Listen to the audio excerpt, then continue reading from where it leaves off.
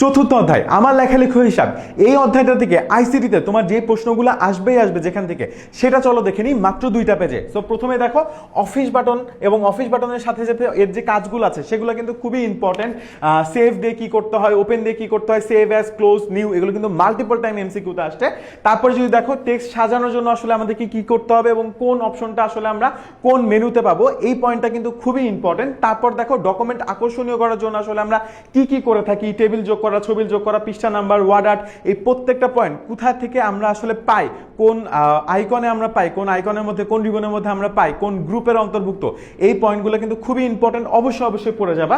তারপরে page setup এবং proof reading আসলে আমরা কিভাবে করি, এই জিনিসটা কিন্তু দেখে যেতেই হবে, খুবই ইম্পর্টেন্ট। তারপরে যদি যাই আমরা স্প্রেডশিটের ক্ষেত্রে, অবশ্যই তুমি প্রয়োজনীয় সূত্রগুলো একদম মুখস্থ করে যাবা, কারণ সূত্র থেকে কিন্তু একটা ম্যাথ আসবে, বিশেষ করে শতকরা থেকে ম্যাথ আসার সম্ভাবনা সবচেয়ে বেশি।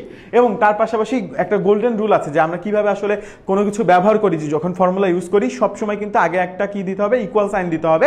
সো এই জিনিসটা মনে রাখতে হবে। তোমাকে যখন পরীক্ষায় অপশন দিবে, মাল্টিপল অপশন, সেখানে যে অপশনগুলো থাকবে তার মধ্যে যে সূত্রগুলো থাকবে, দেখবা যে হয়তোবা একটা দুইটা সূত্র খুবই কাছাকাছি, বাট একটা জাস্ট চেঞ্জেস আছে, একটার আগে ইকুয়াল টু সাইন আছে আর একটার আগে ইকুয়াল টু সাইন নাই। সো তুমি যখন সিলেক্ট করবে অ্যান্সার, একটু দেখে শুনে সিলেক্ট করো, ইকুয়াল টু সাইনটা কিন্তু অবশ্যই লাগবে। এবং আমরা স্প্রেডশিট আসলে কোন কোন ক্ষেত্রে ব্যবহার করি সেই জিনিসটা কিন্তু খুবই ইম্পর্টেন্ট, কারণ এখান থেকে মাল্টিপল টাইম কোশ্চেন আসে। সো আমি যে জিনিসগুলো দেখিয়ে দিলাম, এই টপিকগুলো একটু হলেও কষ্ট হলেও কিন্তু বারবার রিভিশন করে যাও, কারণ এখান থেকে সরাসরি প্রশ্ন চলে আসবেই আসবে।